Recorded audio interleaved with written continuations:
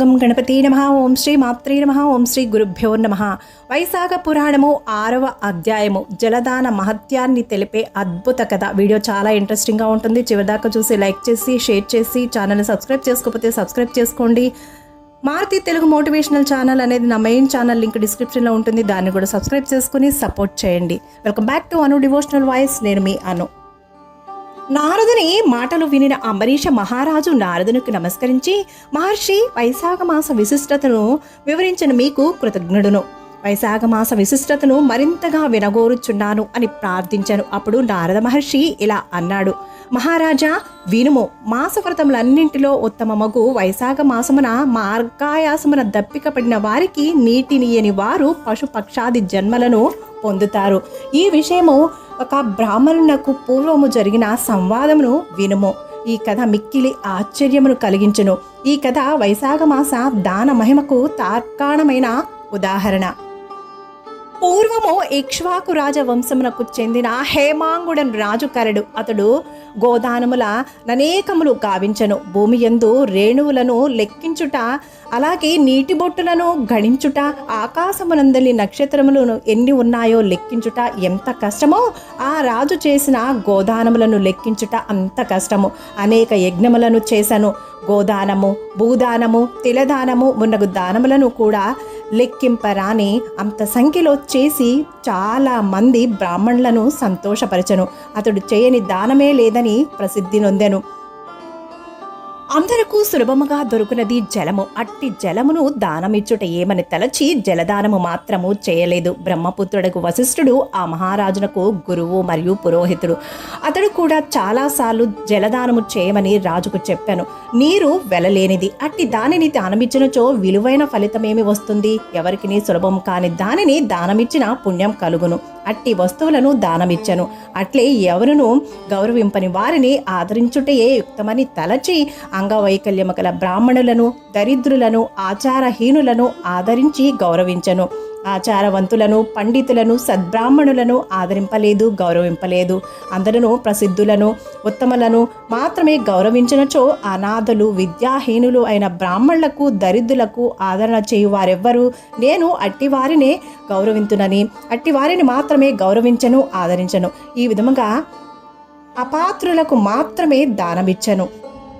ఇలాంటి దోషము వలన ఒకప్పుడు జలదానము కూడా చేయకపోవటం వలన చేతక పక్షి మరొక పేరు వానకోకిల. వర్షం పడుతున్నప్పుడు మబ్బు నుండి జారిన నీటి బిందువులను నేలపై పడకుండా తాగే పక్షి చేతక పక్షి. అలా చేతక పక్షిగా 3 సార్లు జన్మించి తర్వాత ఒక జన్మలో గ్రద్దగా, ఇంకొక జన్మలో కుక్కగా, అలా 7 సార్లు జన్మించను. ఆ తర్వాత మిథిలాదేశమును పాలించు శృతకీర్తి మహారాజు గృహమున గోడపై నుండి బల్లిగా జన్మించి అచ్చట వాలే కీటకాలను భక్షించుచు బల్లి అయి హేమాంగద మహారాజు జీవనము గడుపుచుండెను. ఈ విధముగా 87 సంవత్సరాలు కాలము గడిపెను. మిథిలాదేశ రాజగృహమునకు శృతదేవ మహాముని ప్రయాణము చే అలసిపోయి మధ్యాహ్న కాలమున వచ్చెను.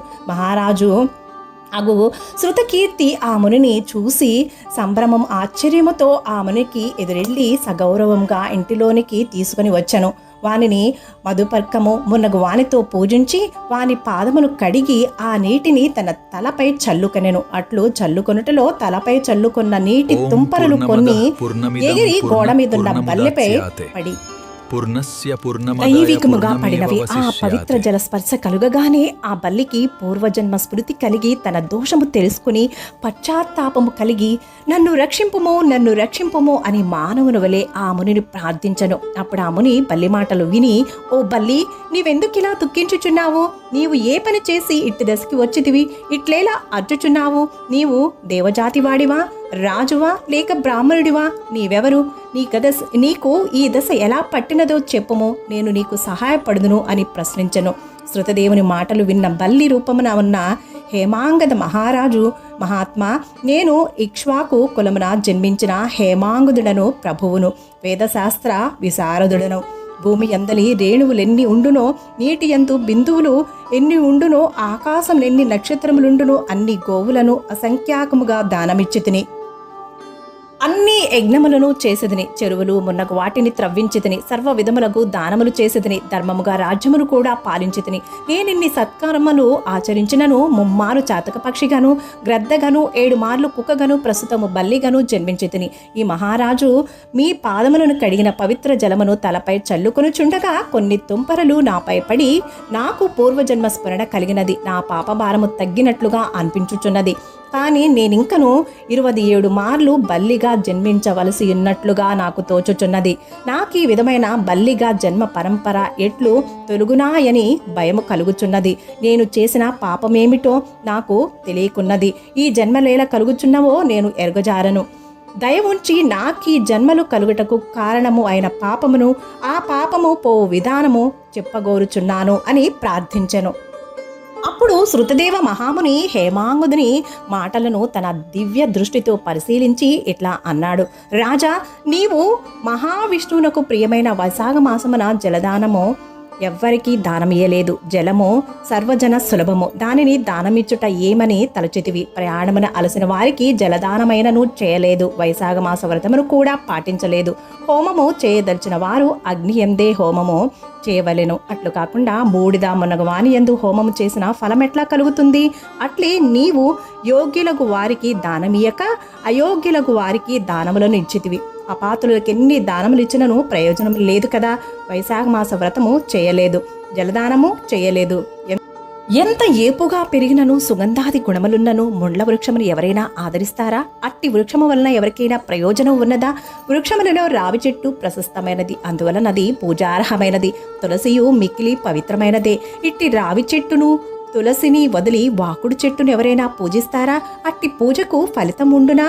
అనాథలు, అంగవైకల్యము కలవారు దయచూపదగిన వారు మాత్రమే. వారిపై దయచూపట ధర్మము, కానీ వారు మాన్యులు, పూజ్యులు కారు. అట్టి వారిని పూజించుట ఫలదాయకము కాదు.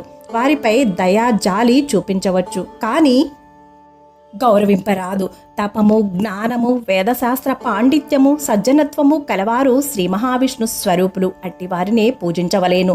వీరిలో జ్ఞానవంతులు శ్రీ మహావిష్ణువుకు మిక్కిలి ఇష్టమైన వారు. అట్టి వారిని పూజించినచో తనను పూజించినట్లుగా భావించి శ్రీహరి వరములిచ్చును. కావున జ్ఞానులైన వారు, సర్వాధికులు, సర్వోన్నతులు అట్టి వారిని గౌరవింపపోవుట, వారిని అనగా శ్రీ మహావిష్ణువును అవమానించుటయే అగును. ఈ విధముగా చేయుట ఇహలోకమున పరలోకమున దుఃఖమును కలిగించును.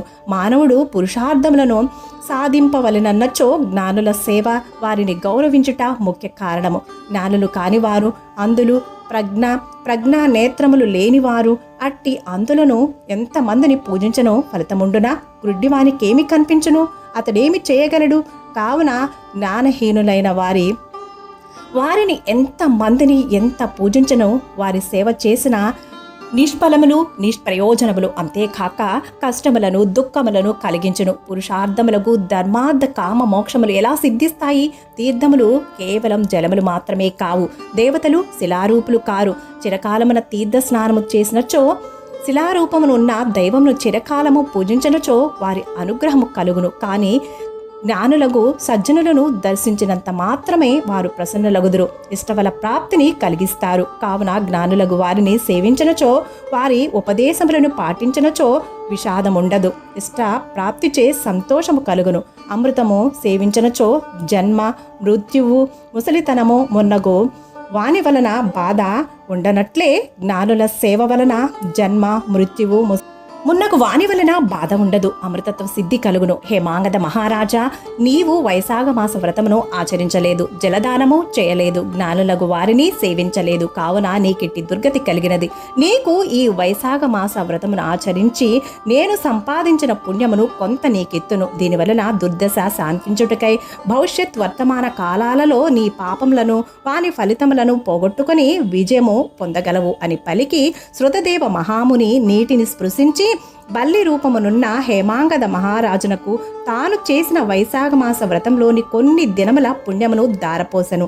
ఆ పుణ్యఫలమును పొందినంతనే హేమాంగద మహారాజు బల్లి రూపమును విడిచి దివ్య రూపమును పొందెను. అప్పుడు శృతకీర్తి మహారాజునకు శృతదేవ మహామునికి నమస్కరించెను. వారి అనుజ్ఞతో శ్రీహరి పంపిన దివ్య విమానమునెక్కి పుణ్యలోకములకు వెళ్ళెను. దేవతలందరూ హేమాంగుని అదృష్టమని మెచ్చుకున్నారు. హేమాంగుడు పుణ్యలోకమున 10,000 సంవత్సరములు ఉండెను. దివ్యలోక భోగములు అనుభవించను. ఆ తర్వాత ఇక్ష్వాకు కులమున కాకుత్స మహారాజుగా జన్మించను. 7 ద్వీపముల భూమిని సజ్జనులు జ్ఞానులు మెచ్చుకున్నట్లుగా పాలించను. శ్రీ మహావిష్ణువు అంశను పొంది ఇంద్రుని స్నేహితుడై ఉండెను.